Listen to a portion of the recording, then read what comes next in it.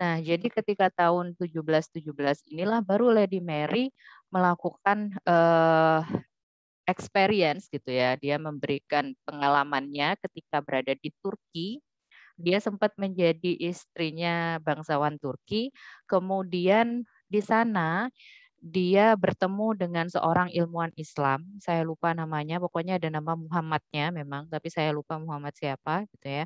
Kemudian dia memberitahukan kepada Lady Mary ini bahwa ini loh ada yang namanya teknik seperti ini ya. Dia memberitahukan bahwa smallpox itu bisa ditularkan dengan sengaja dengan cara menswab. Dan ketika ditularkan dengan sengaja, menurut si pakar dari pakar Islam ini, dia mengatakan bahwa ketika kita menswab kemudian kita menularkan kepada orang tersebut kebanyakan bisa survive atau dia bisa hidup, gitu ya. Karena dulu orang kena cacar aja udah meninggal, gitu ya, ke orang dulu. Nah, kemudian si Lady Mary ini karena pengalaman si kakaknya meninggal karena smallpox, kemudian dia mencoba pada dirinya sendiri, ternyata berhasil gitu ya. Kemudian dia menikah dengan orang London. Singkat cerita dia nikah dengan orang London, bangsawan London di Inggris.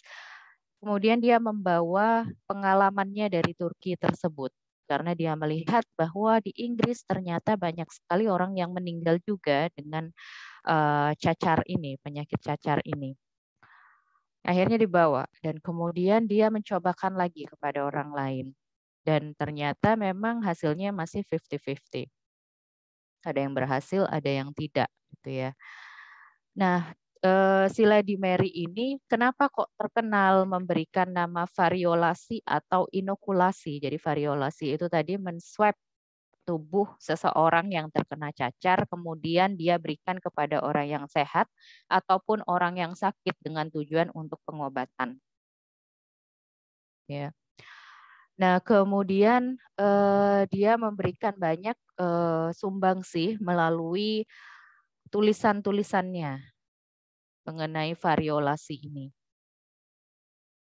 Padahal sebenarnya yang menemukan adalah bangsa Cina dari abad ke-5 sampai ke-6. Ya. Kemudian penelitian dari Lady Mary ini, experience dari si Lady Mary ini dicobakanlah oleh Edward Jenner. Jadi Edward Jenner merasa, oh teknik ini memiliki kekurangan. Kekurangannya adalah ketika orang tersebut diswabkan, ternyata ada yang 50-50 tadi. Ada yang meninggal, ada yang tidak meninggal. Dan kebanyakan adalah yang meninggal. Nah, akhirnya si Edward Jenner ini memperhatikan di sekitarnya ada wanita-wanita pemerah susu sapi, gitu ya. Kemudian dia lihat kok pemerah-pemerah susu sapi ini banyak yang bisa survive ya ketika dia terkena cacar air. Nah, ketika dia lihat seperti itu, dia coba teliti, bukan teliti ya, lebih ke arah experience saja. Jadi dia cuma mengamati saja, observasi. Ya. Observasi dia lihat terus kok ternyata smallpox ini juga menyerang pada sapi. Gitu. Dia lihat, oh sapi ini juga punya smallpox. Dan orang-orang yang memerah sapi kok bisa survive ya dari smallpox juga. Sementara orang-orang yang tidak memerah sapi itu kok tidak survive gitu. Akhirnya dia berpikir, oh gimana kalau misalnya aku swab dari smallpox pada sapi, saya berikan kepada manusia gitu. Konsepnya si Edward Jenner ini. Akhirnya ternyata berhasil. Dia menurunkan pertama sih pasiennya anak usia 8 tahun ya. Kemudian dia mencobakan lagi kepada orang-orang lain dengan cara menswab smallpox pada sapi, dia berikan kepada orang-orang yang lain, 24 orang waktu itu sampelnya Pak Edward Jenner ini. Kemudian setelah dilihat banyak yang bisa survive dibandingkan yang sakitnya parah gitu. Akhirnya terkenallah teknik si Edward Jenner ini.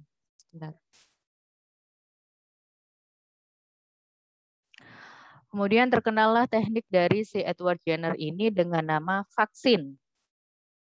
Jadi kata vaksin itu sudah dikenal tahun 1796 akibat dari percobaan dari si Edward Jenner. Nah, vaksin itu dari kata vaka karena dia menghormati hewan sapi yang telah menemukan yang telah dia gunakan gitu ya untuk teknik vaksinasi ini.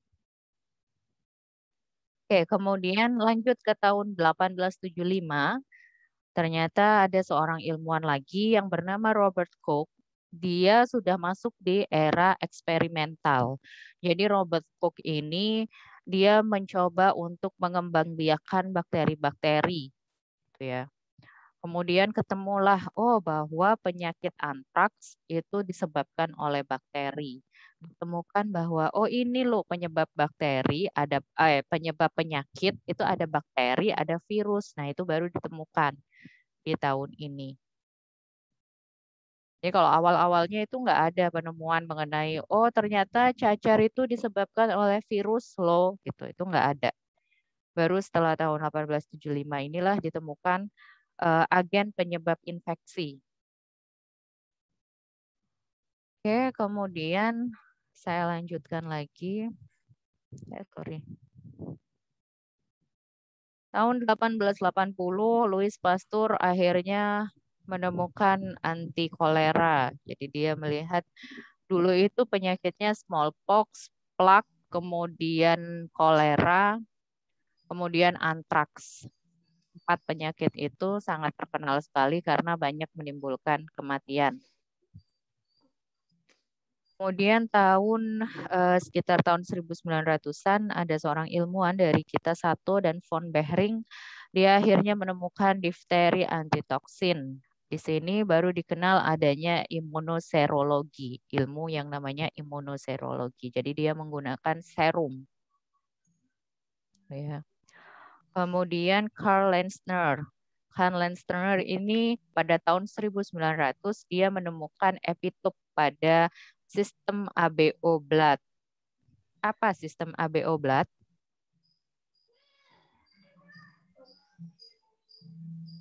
Golongan darah itu bukan, Bu? Ya, golongan darah, Mbak Sahda.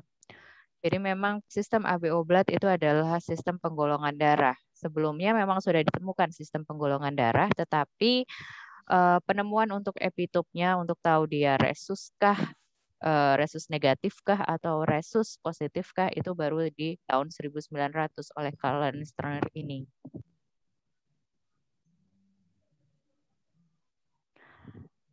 Oke, saya lanjutkan. Di sini kita akan belajar mengenai imunitas pada manusia dan juga fungsi dari imunitas tersebut. Ada pertanyaan, apa bedanya sistem imun, imunitas, dan respon imun? Ada yang tahu? Bu. Ya, silahkan. Saya mau coba jawab. Sepengetahuan saya ya, Bu. Iya. Jadi dimulai dari respon imun dulu ya, Bu. Kalau respon imun itu ketika kita mendapatkan suatu penyakit, imun kita memberikan respon untuk defense diri kita dari virus atau bakteri penyebab penyakit tersebut. Kalau sistem imun itu cara imunitas tubuh kita untuk melindungi kita dari virus atau bakteri penyebab penyakit. Kalau imunitas itu daya tahan tubuhnya gitu, apa yang melindungi kita gitu. Begitu, Bu. Kayak misalkan limfoid itu kalau nggak salah di semester kemarin yang Ibu ajarkan, sel limfoid. Oke. Gitu, Bu.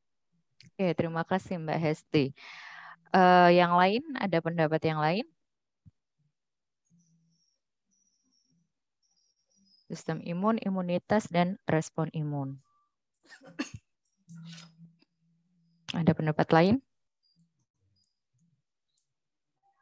Oke, nggak ada.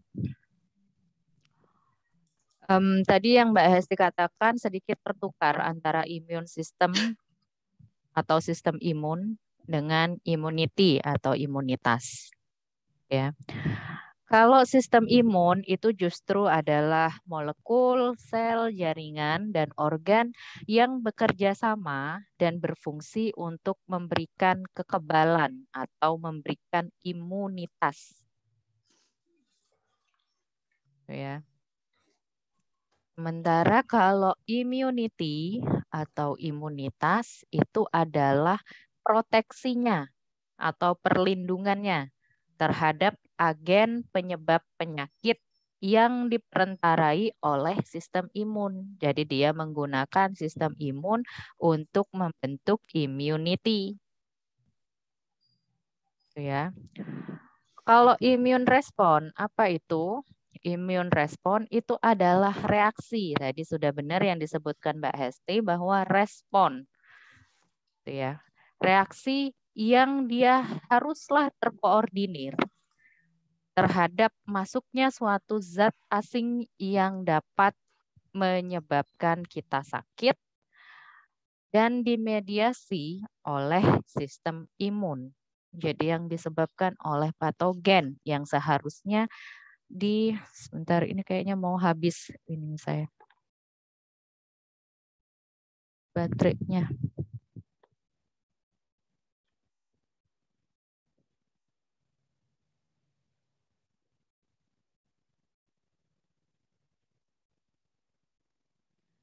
Kalau respon imun itu adalah reaksi yang terkoordinir terhadap masuknya zat asing pada manusia yang dimediasi oleh sistem imun.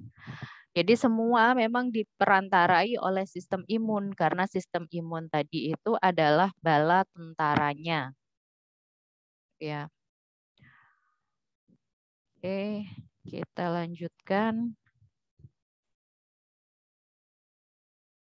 Kemudian ada fungsi fisiologis dari sistem imun dan perannya dalam penyakit. Di sini kalau kita lihat ada peran dari sistem imun kita dan implikasinya itu apa, gitu ya. Yang pertama adalah dia menahan atau mendefense gitu ya, menahan agen-agen infeksi. Dia melakukan penyerangan terhadap agen infeksi. Implikasinya apa? Dampaknya apa? Maka tubuh biasanya akan apa ya istilahnya implikasi di sini bukan lebih kepada fungsinya, tetapi lebih kepada kalau tidak bisa melakukan defense ini tadi itu kenapa sih gitu ya. Maka yang terjadi adalah berarti orang tersebut akan mengalami yang namanya defisiensi imunitas. Defisiensi imunitas itu contohnya apa? Contohnya seperti orang-orang yang terkena AIDS atau HIV. Orang-orang dengan HIV itu kekebalan tubuhnya kan menurun, ya, sehingga dia tidak bisa mendefense atau nggak bisa melawan penyakit-penyakit infeksi. Kemudian implikasi yang lain apa? Implikasi yang lain adalah kita harus melakukan vaksinasi sama seperti penyebab COVID-19 saat ini itu kan virus. Agennya, agen infeksinya itu kan virus. Makanya kita butuh yang namanya vaksinasi untuk bisa melindungi dari agen penyebab infeksinya tadi. Ya. Kemudian dia defense terhadap agen-agen penyebab tumor. Implikasinya adalah dia bisa digunakan, jadi dia potensial faktor atau potensial terapi untuk orang-orang yang terkena kanker. Sekarang imunoterapi itu banyak sekali sih sebenarnya, nggak cuma untuk tumor saja atau kanker saja, tapi ada juga yang digunakan untuk melakukan imunoterapi pada obesity itu juga sudah ada dengan cara prebiotik dan probiotik.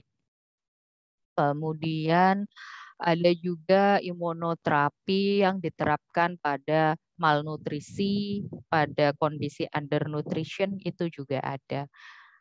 Banyak ya mengenai imunoterapi yang dilakukan di bidang-bidang nutrisi itu pun sudah banyak sekali. Oke, kemudian kita masuk ke yang 3, peran imun sistem. Mengontrol regenerasi dari jaringan dan juga membantu penyembuhan dari luka. Jadi kalau luka ya, kalau tubuh kita luka, nah itu yang melakukan fungsi untuk menutup tadi itu juga dipengaruhi oleh sistem imun kita.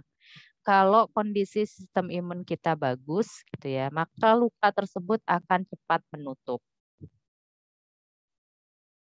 Dan dia melakukan kontrol di situ. Karena kalau kita mau menutup luka, otomatis kan harus melakukan yang namanya regenerasi dari sel-sel tersebut biar dia bisa tertutup. Nah, itu harus dikontrol. Kalau dia nggak terkontrol, nanti yang ada malah menjadi kayak selulit gitu ya. Jadi dia kayak berkerut-kerut. Itu sebenarnya karena terlalu berlebihan dalam mengontrol jaringannya yang terkena luka tadi. Implikasinya apa? Implikasinya adalah repair atau mengembalikan jaringan-jaringan yang rusak tadi. Kemudian imun sistem dapat melakukan apa ya, induce terhadap inflamasi patologis. Induce itu menginduksi. Menginduksi itu apa ya? Melawan gitu ya. Intinya adalah melawan atau men-trigger dari patologi inflamasi.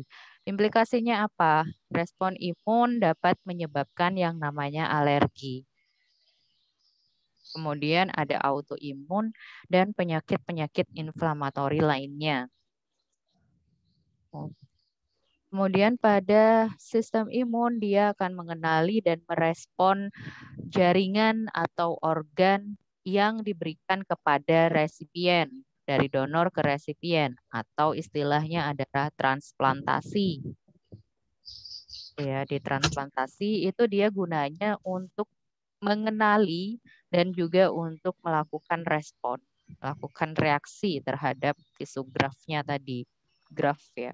Kita udah belajar transplantasi, kalau yang organ yang kita berikan atau jaringan yang kita berikan disebut sebagai graft. Dan mengenali protein-protein baru yang masuk ke dalam tubuh kita. Contohnya apa? Contohnya kayak COVID-19 itu, makanya vaksinasi menggunakan protein pada si virus tersebut untuk bisa dikenali oleh tubuh. Implikasinya apa? Implikasinya adalah respon imun digunakan sebagai barrier terhadap transplantasi, penghalang terhadap transplantasi dan gen-gen terapi. Jadi banyak terapi-terapi yang menggunakan sistem gen ya, dan kemudian yang melakukan fungsi tadi pengenalan dan juga untuk responnya itu adalah dari sistem imun kita. Oke, kalau tadi kita bicara fungsinya sistem imun, sekarang kita bicara fungsinya respon imun. Ya. Respon imun itu punya 4 fungsi, yakni fungsi pengenalan, fungsi efektor, fungsi regulasi, kemudian fungsi dari memorinya. Yang pertama, kita bahas dulu mengenai fungsi pengenalan. Nah, kalau awalnya ada patogen yang masuk, patogen itu adalah virus, bakteri, ataupun zat asing lain yang bisa menyebabkan kita itu terkena penyakit. Ya, itu adalah patogen.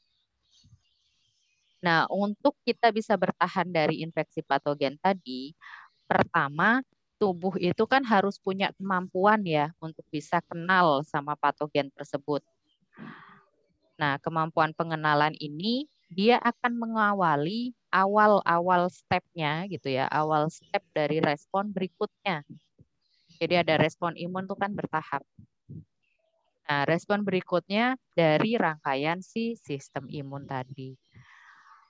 Kemudian fungsi pengenalan ini gitu ya, itu kita sebut sebagai ada yang menggunakan sistem imun adaptif. Kalau adaptif itu berarti dia menggunakan sel-sel dari limfosit atau sel darah putih. Nah, sistem pengenalan ini sebenarnya nggak cuma adaptif sih, ada sel innate juga gitu ya. Dia juga melakukan pengenalan di situ. Kemudian ibaratnya gini loh kalau pengenalan tuh. Misalnya Mbak Hesti di bis ketemu sama Mbak Sahda. Nah, kemudian kan kalau nggak saling kenal, kalian akan diam-diam aja, tidak ada reaksi gitu ya. Nah, akhirnya kalian mencoba untuk berkenalan. Mungkin karena bosen kah, karena apa gitu ya. Akhirnya kalian mencoba berkenalan. Nah, proses pengenalannya inilah yang akhirnya akan menimbulkan reaksi. Seandainya kalian tidak berkenalan, ya, seandainya Mbak Hesti dengan Mbak Sahda tidak berkenalan, mulai dari Lampung sampai ke Jogja, kalian akan diem-diem aja, nggak ada ngomong, gitu. Makanya butuh kenalan tadi. Siapa namanya, dari mana, mau kemana, misalnya. Itu adalah proses pengenalan. Sama, di dalam tubuh kita pun akan seperti itu. Jadi, sel-sel innate, gitu ya. Sel-sel innate itu nanti akan berkenalan dengan patogen yang akan masuk. Patogen yang akan masuk dia kenali. Sebenarnya nggak cuma patogen sih. Semua yang masuk ke dalam tubuh itu akan dikenali gitu ya. Seharusnya ada sistem pengenalan. Tapi ketika tubuh kita itu sudah kenal dengan orang tersebut, kita itu nggak akan mengalami reaksi. Contoh gini, Mbak Hesti, Mbak Putri Indah, kemudian Mbak Sahda itu satu kontrakan misalnya. Kemudian ada Mas Pue mau masuk. Mas Pue ini udah dikenali sama Mbak Hesti, Mbak Putri, sama Mbak Sahda. Tuh. Udah kenal, oh ini temanku, gitu kan. Ya udah, kalau temennya pasti kalian ya diam-diam aja gitu ya, nggak bakalan teriak-teriak ada maling kah, atau kamu siapa gitu kan. Nggak kayak gitu kan, langsung aja duduk, kemudian ya ngobrol seperti biasa gitu ya. Memang ada reaksi, tetapi reaksinya tidak berbahaya. Gitu ya kan karena cuma ngobrol aja. Nah, kalau di sistem imunitas, kalau yang mereka sudah kenal, itu mereka diem, tidak melakukan reaksi. Ya. Nah, kalau misalnya yang masuk itu tadi sama Mbak Hesti, Mbak Sahda, sama Mbak Putri nggak dikenali, misalnya adalah siapa lagi cowok di ICC ini? Enggak satu, Bu, 30. Cuman satu doang. Oke, misalnya Mbak Yolanda deh, misalnya. Mbak Yolanda mau masuk ke tempatnya kontrakannya 3 orang tadi, gitu ya. Tapi Mbak Yolanda ini nggak dikenali sama semua orang di situ, sama Mbak Sahda, sama Mbak Putri, sama Mbak Hesti. Wah, pasti reaksinya beda dong sama Mas Pue ketika masuk tadi. Pasti akan ditanya-tanyain dulu, misalnya. Oh, kamu siapa? Asalnya dari mana? Terus mau cari siapa? Gitu kan. Kalau nggak bisa jawab, pasti bakal diusir Mbak Yolanda tadi. Oh ya udah, kalau kamu nggak bisa jawab, udah sana keluar aja dari kontrakan sini. Kita nggak kenal, misalnya gitu. Nah, itulah yang kita sebut sebagai fungsi dari respon imun. Sorry Mbak Putri Indah Mayangsari, bisa di-mute kah? Biar nggak doubling suara saya. Oke, terima kasih. Nah, disitulah makanya kita bisa tahu, oh ternyata ada yang dikenali tubuh, ada yang tidak. Kalau tidak dikenali tubuh, tidak menimbulkan respon imun, dia diem karena udah kenal. Nah, kemudian kalau dia tidak dikenali tubuh, maka ada respon imun yang keluar. Kemudian yang berikutnya itu adalah proses efektor. Efektor itu adalah proses setelah proses kenal. Proses kenal ini kan kemudian baru kita lakukan yang namanya tahap selanjutnya. Apa tahap selanjutnya? Yaitu melakukan tindakan. Tindakannya apa? Kalau tadi misalnya saya ibaratkan ketiga orang tadi nggak kenal dengan Mbak Yolanda, maka tindakannya apa? Mengusir. Tuh. Karena nggak kenal, ditolak Mbak Yolanda, nggak boleh masuk ke kontrakan kami. Kan gitu. Sama seperti ini, seperti sistem imun kita. Jadi kalau misalnya kita nggak kenal sama patogen yang masuk tadi, gitu ya, dia akan langsung mengeliminasi. Dieliminasi dilakukan oleh siapa eliminasi itu? Banyak, ada makrofag, kemudian sistem komplement, atau antibodi kita, atau sel-sel limfosit yang lain. Itu mereka akan semua menolak, baik innate maupun adaptif, itu akan menolak. Ya. Kita lanjutkan ke proses berikutnya, yakni proses dari fungsi regulasi. Fungsi regulasi ini namanya aja udah regulasi, berarti dia akan mengendalikan. Mengendalikan apa? Mengendalikan sistem imun kita biar tidak berdampak buruk pada tubuh. Jadi kalau tadi regenerasi dari sel, ya, maka regenerasi dari sel itu kan harus dikontrol. Kalau nggak dikontrol, yang terjadi apa? Regenerasi sel yang tidak terkontrol, maka bisa terjadi tumor. Tumor nanti bisa jadi ke arah kanker. Kan seperti itu. Nah, itu adalah gunanya sistem imun kita. Dia melakukan fungsi regulasi. Kalau misalnya ada apa ya istilahnya, ada patogen yang masuk gitu ya misalnya. Kemudian mana enaknya ya nyeranginnya. Nah, kalau misalnya ada patogen yang masuk misalnya adalah laktosa gitu ya. Nah, orang tersebut ternyata tidak bisa menerima laktosa dalam tubuhnya, bukan karena enzimnya kurang. Kalau enzimnya kurang kita sebut sebagai intoleransi terhadap laktosa. Kalau ini tuh alergi. Jadi dia nggak bisa, dia harus menolak sistem laktosa tadi. Dia nggak boleh ada laktosa di dalam tubuhnya. Nah, itu bisa menimbulkan yang namanya alergi tadi. Atau autoimun. Kalau di autoimun itu adalah proses ketika tubuhnya sendiri itu tidak dikenali. Contohnya apa? Contoh misalnya protein pada ginjalnya tidak dikenali. Misalnya. Protein pada ginjal yang tidak dikenali itu kita bisa sebut sebagai autoimun. Padahal sebenarnya dia adalah kawannya. Ya. Makanya sebenarnya butuh diregulasi. Diregulasinya buat apa? Biar tidak melakukan fungsinya berlebihan. Kan ini udah berlebihan nih sampai temennya sendiri nggak dikenali. Gitu. Dia nyerang terus gitu ya. Nah, ketika dia menyerang terus tadi, akhirnya si ginjalnya tadi kan serang nih. Kalau contohnya dia autoimun pada ginjal. Kalau autoimun pada kulit ya berarti kulitnya terus yang diserang gitu. Jadi dia terus menyerang, melakukan fungsi penyerangan. Padahal sebenarnya udah nggak ada yang namanya patogen tadi itu udah nggak ada. Tapi dia serang terus. Nah itulah yang kita sebut sebagai autoimun atau alergi. Bisa juga alergi. Jadi laktosa pada tubuh kita yang udah masuk itu sebenarnya udah nggak ada, tapi tetap diserang. Nah itu namanya adalah alergi.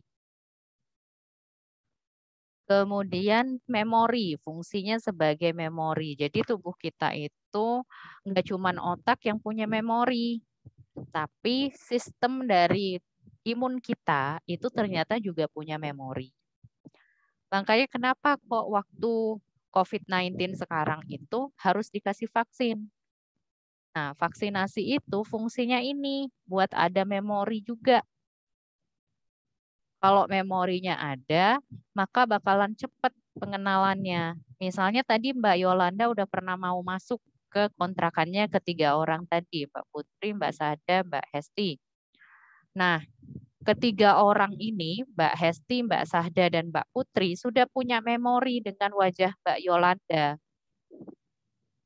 Jadi ketika Mbak Yolanda mau masuk untuk kedua kalinya, gitu ya, dia mau mencoba masuk lagi, nggak tahu nih Mbak Yolanda mau mencuri apa nih di kontrakannya ketiga orang ini, gitu ya.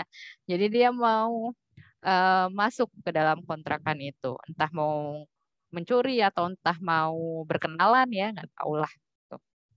Nah, ketika Mbak Yolanda mau masuk untuk kedua kalinya, karena sudah kenal, maka Mbak Putri dan Mbak Sahda dan Mbak Hesti nggak perlu tanya-tanya lagi itu siapa. Ini kan yang kemarin. Kemarin dia udah mau masuk, sekarang mau masuk lagi, mau ngapain? Gitu kan. Jadi udah langsung ditolak aja. Udah sana sana sana. Kan aku udah bilang kemarin, kita nggak ada yang kenal sama kamu. Gitu kan. Nah, sama seperti itu sel memori itu. Jadi ketika dia sudah dikenali oleh tubuh, maka proses respon imun itu akan menjadi lebih cepat. Langsung diadakan pengusiran tadi. Dampaknya apa kalau sudah ada sel memori tadi? Dampaknya adalah bisa saja orang tersebut tidak terkena penyakitnya karena ketika penyakit tersebut sudah mau masuk, misalnya virus COVID-19 itu mau masuk ke dalam tubuh kita, gitu ya. Kemudian ada sel memori yang sudah kenal, dia langsung menyerang. Nah, ketika dia langsung menyerang, otomatis si virus ini tadi berkembang biaknya itu nggak lama gitu ya. Akhirnya apa? Akhirnya si virus tidak cukup untuk menginfeksi. Jadi kan suatu virus atau suatu bakteri mau menginfeksi manusia, menimbulkan sakit, itu kan dia membutuhkan yang namanya berapa jumlahnya. Jumlah si virus atau si bakteri tadi untuk bisa menginfeksi. Nah, ketika jumlahnya tidak memenuhi, maka kita tidak sampai terinfeksi. Jadi nggak kena sakitnya. Atau bisa juga mengurangi dari gejala. Ya. Itu gunanya sel memori untuk respon imun kita. Sel memori apa aja? Biasanya adalah limfosit B. Limfosit B itu memang gunanya untuk sel memori atau biasa yang kita kenal sebagai antibodi. Sekarang saya mau tanya, kenapa sih ahli gizi itu belajar imunologi? Dari penjelasan saya tadi, kira-kira kenapa kita kok butuh belajar imunologi? Saya Bu, Oke, silahkan. mengapa ahli gizi belajar imunologi itu menurut saya karena dari makanan, dari zat gizi yang terkandung di makanan tersebut bisa menentukan kesehatan kita dan sistem imun kita ke depannya. Sorry, gimana Mbak? Suaranya agak putus. Jadi mengapa ahli gizi belajar imunologi? Karena dari makanan yang kita makan, dari zat gizi yang kita dapatkan itu bisa mempengaruhi ke kesehatan dan sistem imun kita ke depannya. Oke, terima kasih Mbak Terima kasih. Mutiara. Yang lain, apakah ada jawaban? Masih ada lagi Mbak Mutiara tadi sudah benar. Ada jawaban yang lain kah? Kenapa kok ahli gizi belajar imunologi?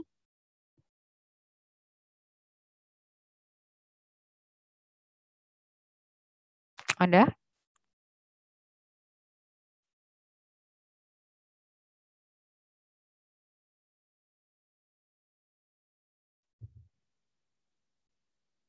Ada nggak?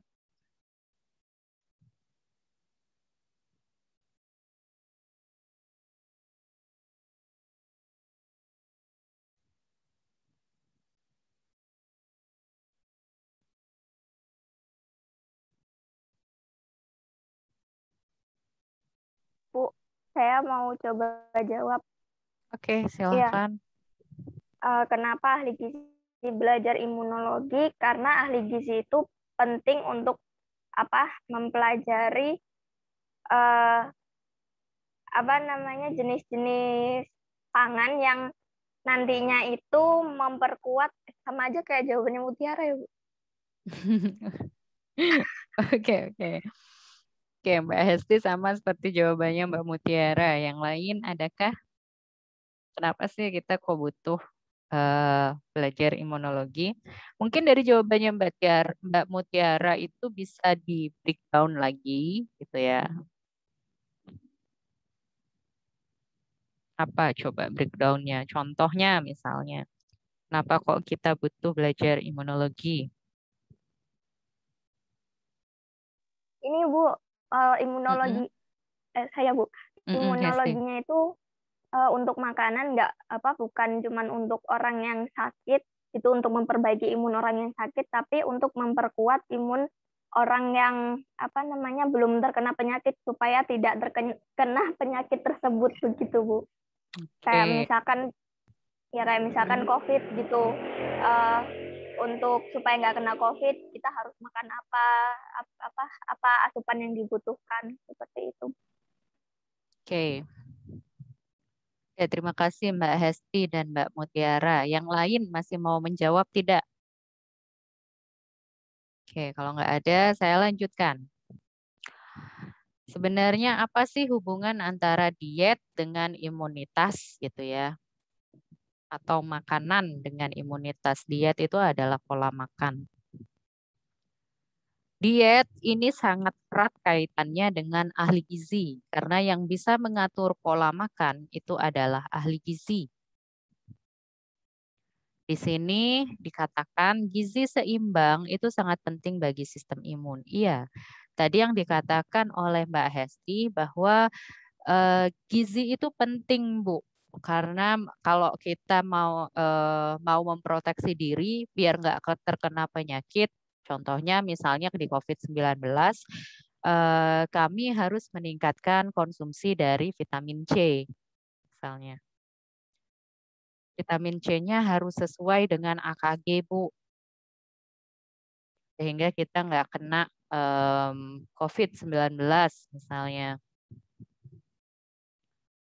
Nah, itu adalah fungsi gizi seimbang yang penting bagi sistem imun. Dia sebagai proteksi diri terhadap penyakit. Kemudian, defisiensi ataupun kelebihan zat gizi bisa berdampak pada sistem imun. Contohnya apa? Contohnya orang yang terkena malnutrisi, undernutrition. Ya, di sini ada tulisannya innate and adaptive immunity itu akan mempengaruhi malnutrition. Malnutrition itu kan ada dua, ada kelebihan dan ada kekurangan. Kalau yang kekurangan kita sebut undernutrition. Orang yang undernutrition atau contohnya gizi buruk, maka sistem innate dan sistem imunitas adaptifnya itu nggak bagus. Kenapa kok nggak bagus? Karena dari segi proteinnya aja udah kurang. Kalau proteinnya kurang, yang mau dibentukkan untuk menjadi antibodi itu apa? Atau sel-sel imunitas yang lain seperti makrofag gitu ya. Itu apa yang mau dibentukkan? Karena kita tahu protein itu kan zat pembangun gitu ya. Nah, zat pembangun tadi gunanya untuk membangun sel-sel imunitas kita kalau di konteks imunologi. Kalau orang undernutrition berarti kan nggak bisa tuh membentuk karena bahan bakarnya aja nggak ada, bahan utamanya yakni protein tidak ada. Terus kan sel imunitas itu juga butuh kalori kan? Atau dia ketika mau membentuk sel imunitas dia pasti butuh kalori. Regenerasi sel itu kan butuh kalori juga. Nah, kalorinya kalau nggak cukup dari tubuhnya, terus apa yang mau dibentukkan? Nggak ada gitu ya. Atau kalaupun misalnya, oh ada Bu, tinggal sedikit orang-orang gizi buruk ini masih bisa membentuk. Ya berarti kan tidak mencukupi juga antibodinya untuk menyerang penyakit-penyakit yang infeksi tadi. Makanya orang gizi buruk biasanya itu akan rentan terhadap penyakit-penyakit yang bersifat infeksi, baik dari bakteri, virus, jamur, parasit, gitu ya. Mereka banyak akan mengalami penyakit-penyakit infeksi. Itulah yang dicegah oleh ahli gizi nanti kalau ada pasien gizi buruk yang masuk ke rumah sakit kalian.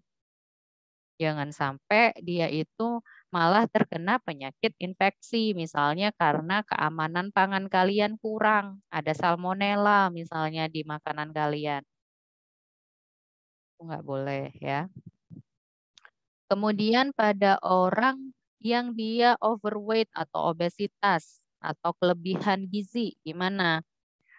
Kalau dia kelebihan gizi, itu juga akan berdampak pada sistem imunnya. Gimana kok bisa berdampak? Orang yang kelebihan berat badan, itu biasanya badannya sudah mengalami inflamasi. Ingat saya pernah bilang, obesitas itu adalah chronic inflammation. Inflamasi yang bersifat kronis, gitu ya. Sehingga kalau tubuhnya sudah mengalami obesitas, maka inflamasi yang ditimbulkan oleh patogen yang masuk ke dalam tubuh kita dan menimbulkan respon imun tadi, itu justru akan memperparah gitu. Makanya kenapa kok di COVID-19 dikatakan orang yang obesitas itu adalah komorbid. Kenapa dikatakan hipertensi itu adalah komorbid? Nah, itu karena sudah ada inflamasinya di dalam tubuhnya tadi. Oke ya. Kemudian, selain dari ketiga fungsi ini, di sini juga ada yang namanya makanan-makanan, itu ternyata ada juga yang menimbulkan reaksi alergi pada beberapa orang. Contohnya apa? Makanan yang menimbulkan alergi, ada kacang-kacangan, ada susu, protein pada susu, ya, atau karbohidrat pada susu yang kita kenal sebagai laktosa. Dia mengalami ketika tubuh kita mengenali zat-zat alergen tersebut, maka akan menimbulkan reaksi kan di dalam tubuh kita. Sehingga ahli gizi itu memang harus belajar yang namanya imunologi karena ada ini loh setidaknya. Orang-orang yang alergi tadi itu harus kalian edukasi. Oh, Bapak ini alergi. Alergi terhadap apa? Alergi terhadap coklat misalnya. Jadi Bapak jangan makan coklat, hindari coklat-coklat. Kalau yang perisa coklat mungkin masih bisa, Pak, misalnya. Yang pakai perisa. Jadi yang sintetis ya. Disitulah peranan ahli gizi untuk belajar yang namanya imunologi. Selain kata Mbak Mutiara tadi bahwa makanan itu mempengaruhi respon imun. Nah, di sini kita belajar mengenai kekebalan pada tubuh manusia. Kekebalan pada tubuh manusia itu basicnya itu kita bagi dua. Ya. Ada innate, ada adaptif di sini. Yang innate ini banyak ya namanya, itu ada non-spesifik, ada juga yang mengatakan imunitas bawaan. Saya tulis aja deh.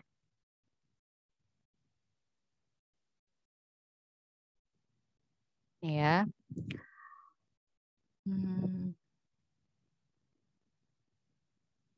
Imunitas. Imunitas kita akan bagi dua. Ada yang namanya innate system atau innate immunity, atau kita sebut sebagai non-spesifik, atau kita sebut juga sebagai imunitas bawaan. Ada juga yang menyebutkannya imunitas alami. Tapi kata alami sebenarnya kurang tepat ya, kalau imunitas bawaan itu tepat. Kemudian di sini kita bagi lagi ada yang adaptif. Yang kedua itu adalah adaptif. Atau kita sebut spesifik. Atau kita sebut sebagai didapat. Jadi imunitas yang didapat. Innate ini dia onsetnya itu cepat. Onset itu adalah reaksi gitu ya, reaksi ketika ada bakteri ataupun ada patogen, apapun ya patogennya ya, entah bakteri, virus atau dan lainnya. Ketika dia masuk ke tubuh, maka yang pertama kali merespon itu kan innate. Makanya dia dikatakan onsetnya cepat. Nanti kita lihat di gambarnya yang tadi bahwa onset dari innate ini adalah 0 sampai 12 jam. Sementara kalau yang adaptif, onsetnya itu adalah lebih lambat kalau dibandingkan imunitas yang innate. Oke, kemudian sebentar ini di sini. Adaptif ini kita bagi lagi. Ada yang humoral, ada juga yang seluler. Apa bedanya humoral dan seluler? Kalau yang humoral itu dia memproduksi yang namanya antibodi.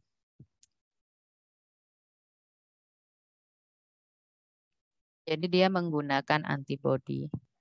Nah, kalau yang seluler dia menggunakan aktivasi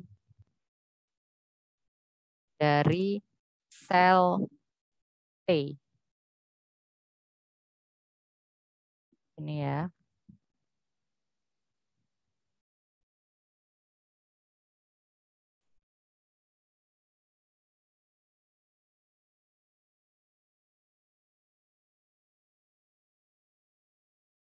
Nih, kalau digambarkan bagannya akan seperti ini. Oke. Saya ulangi, imunitas kita bagi dua.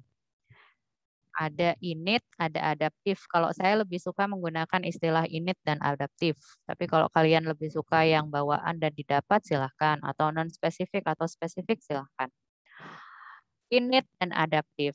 Innate memiliki respon imun atau onset yang cepat. Kemudian imunitas yang adaptif, dia onsetnya lebih lambat. Nah, adaptif kita bagi lagi menjadi humoral dan seluler, di mana kalau yang humoral itu menggunakan antibodi sebagai tentaranya, kalau yang seluler dia akan menggunakan sel T sebagai tentaranya. Oke ya. Saya lanjutkan lagi untuk yang, sorry. Oke, saya lanjutkan lagi untuk yang gambar tadi. Kita sudah tahu dibagi dua, innate dan adaptif. Yang innate ini adalah sel-selnya yang berperan pada innate. Ada sel epitel. Sel epitel tuh di mana sih? Adanya di kulit. Kemudian di mukosa, mukosa yang ada di mana namanya? Mata kita misalnya. Kemudian yang ada di hidung kita. Ya, itu adalah sel innate. Kemudian ada sel mast, kemudian ada sel fagosit, ada sel dendritik. Ini tuh kalau di beberapa jurnal kadang tidak ada namanya. Jadi kalian harus bisa paham dengan tulisan sampai dengan gambarnya. Gitu ya. Kalau dendritik modelnya seperti ini, dia ada memiliki tangan-tangan misalnya. Kalau sel mast atau makrofag dia modelnya besar, tidak ada tangan, dan ada intinya. Kemudian sel fagosit. Sel fagosit biasanya dia lebih kecil dari sel mast. Kemudian ada sistem komplement. Ya, dia ada sistem komplement dan ada NK cell. Kalau untuk NK cell ini dia ada yang mengatakan juga bisa masuk ke sistem adaptif juga. Ya. Nah, di sini yang saya katakan sebagai onset tadi. Onsetnya cepat, onsetnya lambat, itu adalah ini. 0 sampai 12 jam setelah infeksi, itu yang bekerja adalah innate. Jadi begitu ada patogen masuk, maka innate yang akan keluar. Kemudian pada hari ke-1 sampai hari ke-5 gitu ya, ini adalah yang berjalan adalah adaptif. Dan seterusnya, ini nggak cuma hari ke-5 tapi dan seterusnya. Ini adalah adaptif. Adaptif diperantarai siapa? Sel B dan sel T. Sel B tadi disebut apa? Antibodi. Nih di sini antibodi yang kayak huruf Y ini. Ya, jadi kalau ada mikroba masuk, epitel sel maka akan melakukan fungsinya, dia mengambil gitu ya.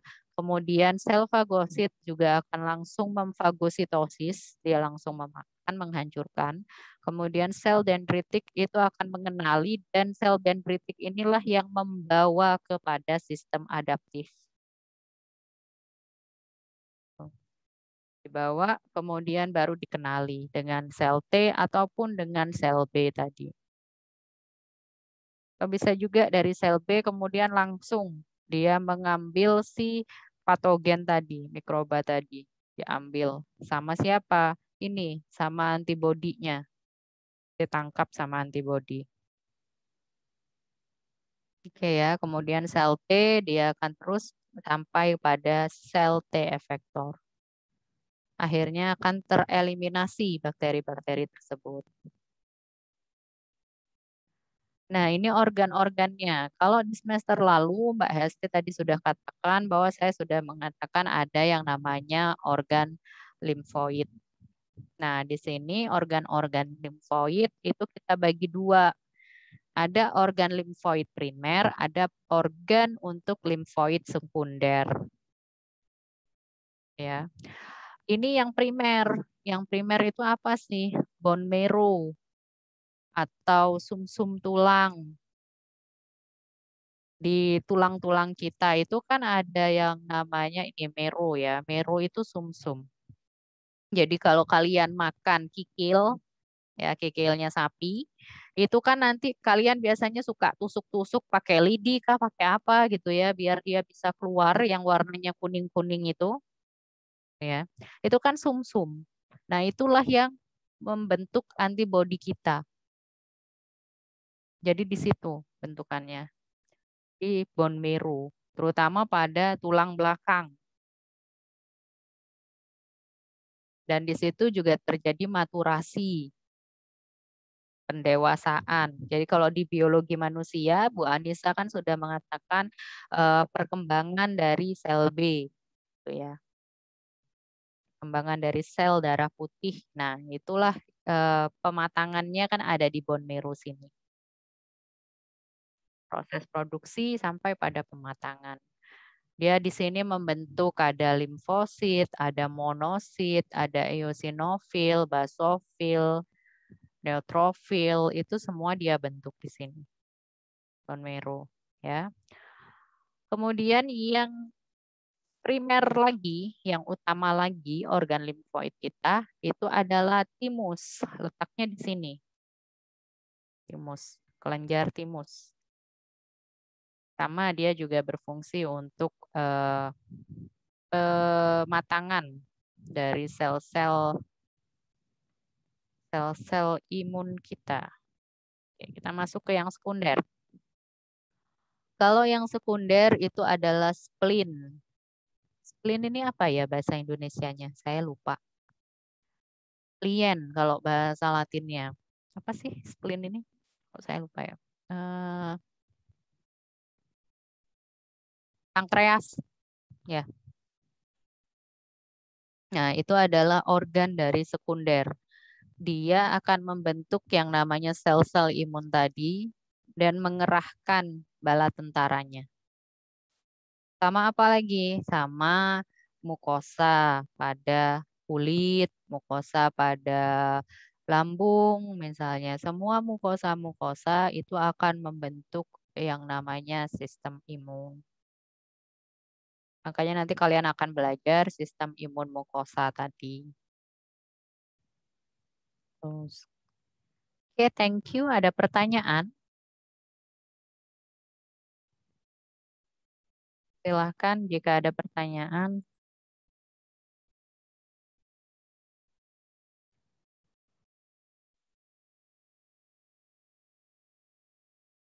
Atau bingung?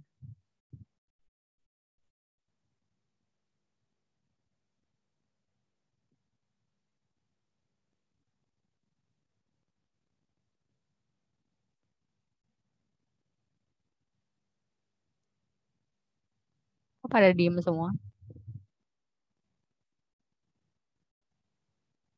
Udah jelas? Oke, saya coba review dari awal. Sistem imun kita dibagi dua, apa saja? Ibu. Bu, saya. Oke, tadi sebelumnya ada yang mau menjawab. Dia Ayu ya? Iya, Bu. Oke, silahkan dia. Ada innate sama adaptif. Oke, yang innate coba dijelaskan. Kalau yang innate itu dia reaksinya cepat. Terus kalau yang adaptif itu onsetnya lambat atau reaksinya lambat. Terus yang adaptif itu dibagi dua, ada humoral sama selular. Kalau humoral itu dia memproduksi antibodi, kalau yang selular itu aktivasi sel T. Oke. Kemudian yang lain, saya mau coba tanya. Ini sedikit pengembangan ya. Jadi kalau misalnya imunitas itu kan kita bagi dua ya, ada alami, kemudian ada yang artifisial atau yang buatan. Kalau vaksinasi itu termasuk yang mana? Buatan, Bu. Adaptif. Oke, kenapa kok disebut buatan? Karena dirancang dan diambil dari kalau vaksin COVID gitu yang saya baca itu diambil dari virus COVID, terus kurang tahu diapain, tapi kayak apa ya, diinjeksi ke tubuh gitu untuk mematikan. Emang kalau pada dasarnya vaksin itu ya asalnya dari virusnya itu sendiri gitu, Bu, kalau nggak salah. Jadi bawaan. Kalau artifisial atau natural, Mbak, bukan bawaan atau adaptif. Apa? Ya artifisial atau natural? Buatan atau? Oke, artifisial. Oke, udah tahu. Kemudian kalau plasma darah yang digunakan untuk baru-baru ini untuk COVID-19 ya, itu termasuk apa? Plasma darah dari orang yang terkena COVID diberikan kepada orang yang terkena COVID yang lain, tujuannya adalah untuk mengurangi gejala pada orang yang terkena COVID-19 tadi. Apa itu? Saya jawab lagi boleh, Bu? Sebentar, yang lain. Oh, coba ya. Yang lain.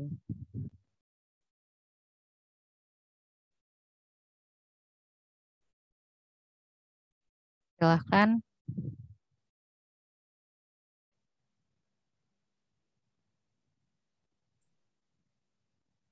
Cek, Bu. Silahkan. Izin menjawab, Bu. Ya, Jadi, Mbak Hadaina. Pilihannya itu yang buatan sama yang natural tadi, Bu. Kalau menurut saya yang natural, Bu, karena plasma darah itu nggak perlu tidak melalui proses seperti vaksinasi, jadi langsung didonorkan begitu saja. Mohon maaf kalau salah, Bu. Oke, natural. Sorry, tadi bilangnya apa? Natural ya, Mbak Hadaina ya? Iya, Bu. Oke, alami berarti. Alami. Ada pendapat lain?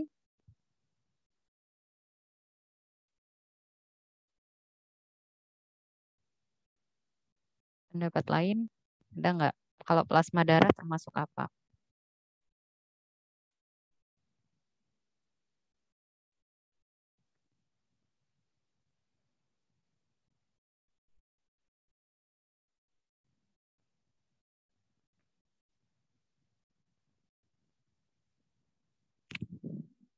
Ada?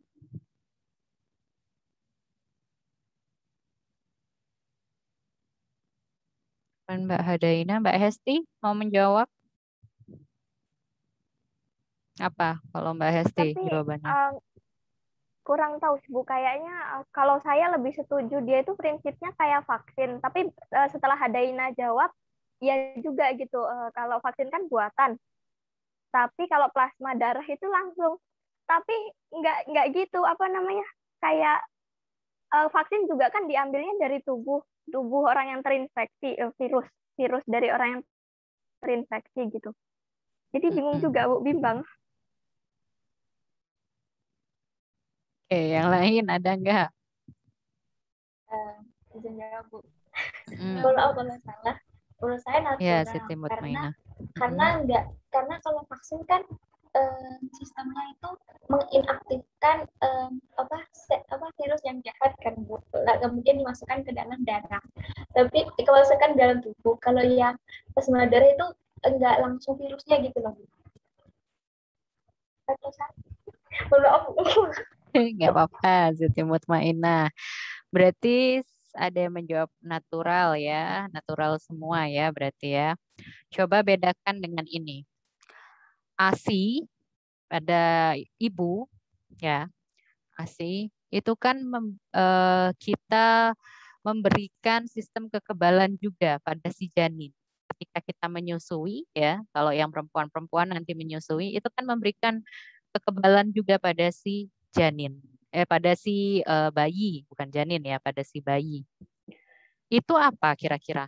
Alami atau buatan? Alami, Bu. Alami. Alami. Bedanya sama yang tadi apa?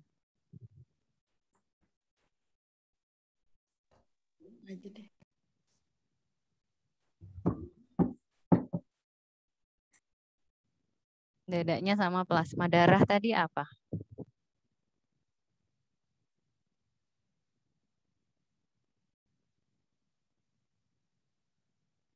Izin menjawab, Bu. Oke, Hadaina, silahkan. Apa mungkin karena melalui perantara pakai alat gitu, Bu? Mungkin seperti harus ditampung dulu baru diberikan ke pihak satunya begitu. Bedanya itu. Berarti Iya. tetap jawabannya natural. Kalau saya ya, Bu. Oke. Oke, saya coba jelaskan ya. Jadi kalau misalnya tadi saya katakan plasma darah dengan ASI, itu bedanya apa? Bukan hanya masalah itu harus ditampung atau menggunakan alat dan lain sebagainya. Karena ASI ketika dia ditampung kemudian juga diberikan kepada bayi tersebut gitu ya, itu nggak masalah. Kenapa? Karena ASI tadi sebenarnya kan proses apa ya istilahnya proses memberikan transfernya tadi itu kan menggunakan suatu alat sehingga kita sebutnya sebagai artificial atau dia adalah istilahnya adalah buatan. Kenapa kok dikatakan buatan tadi dia menggunakan alat? Kemudian dia dilakukan di luar tubuh kita. Proses responnya itu kan di luar tubuh kita. Untuk individu yang lain. Istilahnya adalah transfer antibody. Transfer antibody dari siapa? Dari ibu kepada janin. Transfer antibody terhadap siapa? Dari plasma darah orang yang terkena COVID-19 yang belum tentu dia adalah saudara kita, gitu ya. Kemudian diberikan kepada orang plasma darah yang lain, kepada orang yang terkena COVID-19 yang lain. Itu istilahnya adalah transfer antibody. Makanya saya sebut dia sebagai artificial atau buatan. Sama seperti vaksin tadi. Vaksin kan buatan juga. Bukan hanya dari prosesnya, tetapi dia memang sengaja disuntikkan, sengaja dia diberikan, itu adalah buatan. Yang nggak sengaja apa contohnya? Yang nggak sengaja berarti untuk yang natural. Coba, apa contohnya?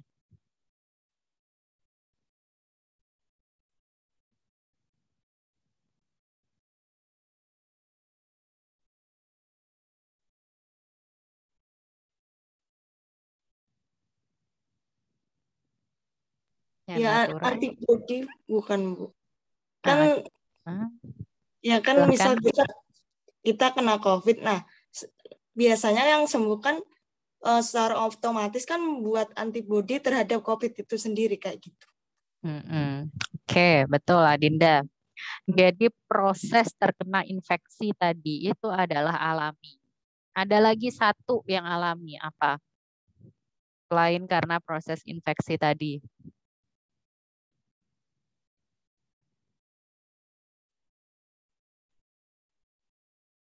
Ada yang bisa jawab?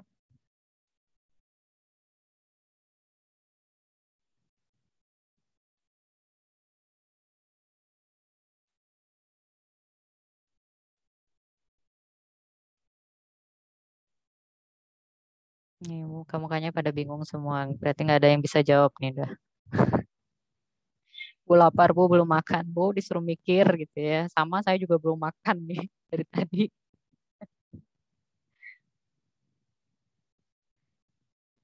Ada? Nggak ada. Oke, saya berikan contohnya. Maternal. Apa itu maternal? Kehamilan. Gimana Safira?